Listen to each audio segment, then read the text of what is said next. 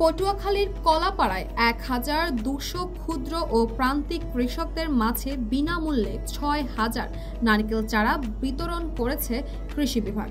বুধবার দুপুরে ২০২৩ এবং ২০২৪ অর্থবছরের প্রণোদনা কর্মসূচির আওতায় পৌর শহরের কৃষি গুদামে বসে এসব চারা বিতরণ করা হয়। এ সময় উপজেলার কৃষি কর্মকর্তা কৃষিবিদ মোহাম্মদ আরাফাত হোসেনের সভাপতিত্বে প্রধান অতিথি হিসেবে বক্তব্য রাখেন কলাপাড়া উপজেলার নির্বাহী কর্মকর্তা রবিউল ইসলাম, থানার ইনচার্জ মোহাম্মদ আলী আহমেদ ও টিয়াখালী ইউপি চেয়ারম্যান মোহাম্মদ সুজন মোল্লা। কৃষিবিদ মোহাম্মদ আরাফাত হোসেন জানায়, এই নারিকেল গাছ ৭ বছরের মধ্যে ফলন ধরবে।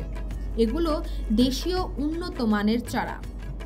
এই চারাগুলো বাড়ির আঙিনা সহ বিভিন্ন খোলা স্থানে রোপণ করা সঠিকভাবে পরিচর্যার অনুরোধ জানায়। তাসপিয়া তাবাসসুম, এই সময়।